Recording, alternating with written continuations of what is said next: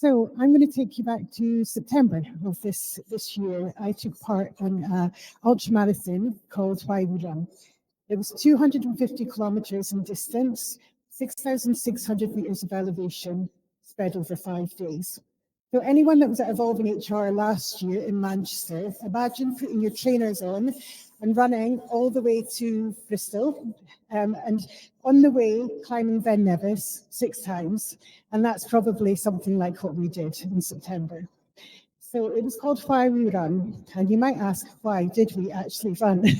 And myself and 35 people took part, and we were raising money for a charity called Big Moose, a mental health charity. And together we raised £57,000. So I'm going to bring this story to life through the lens of my values: integrity, kindness, encouragement, and adventure. Now, I've never ran 250 kilometres before. I'd never ran 5 days back to back. So I knew if I was to act with integrity to myself and to everyone who had sponsored me, I needed to put the work in. There was no room for complacency. There was no, I'm not going to do that run today. I knew I had to put the work in. So my coach wrote me a training plan. I opened up the app and I thought, what the actual fuck? I'd realised I was going to be running 3 days back to back every weekend, and I covered about 55 miles a week. I took myself on lots of little adventures all around Scotland to keep me entertained.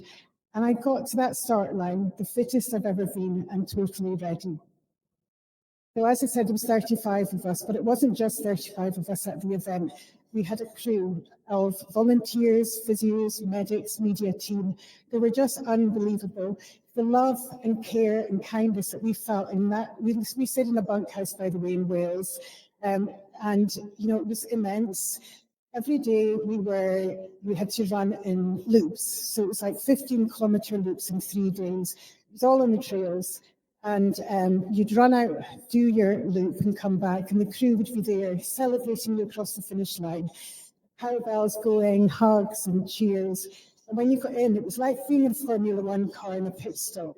Somebody was grabbing your jacket and your bag and filling up your water. Someone else was helping to peel off some wet socks.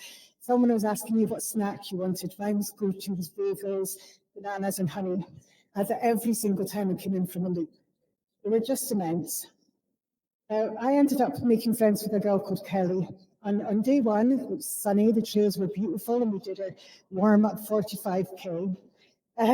Day two, we decided to run together. When we woke up, there was a storm happening, high winds, torrential rain, and we couldn't get started because it was unsafe. There's nothing like knowing you're going to be unsafe out in the trails. So 10 o'clock in the morning, we got started. Now, for slower runners, the back of the pack runners like Kelly and I, that meant we were going to be out in the dark.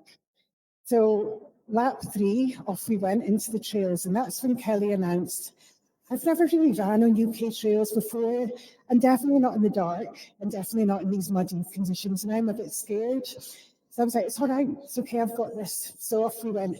We got to the really technical part, and that's when you're using your hands to clamber up the rocks. And all I heard was, I can't do this. So I'm like head torch on, high vis going, you fucking can. And you know what? You're a badass, and there's like 0.01% of the population is doing this shit, and you're doing this shit. And when she got to the top, she shouted, I'm a fucking badass. And we were like buzzing. And when we got in through, I don't know if I've used this one here, when we got across that finish line that day, we were like heroes. And, there was everybody was out ringing their bells and lights. It was just awesome. Before to finish off, my question is adventure really a value?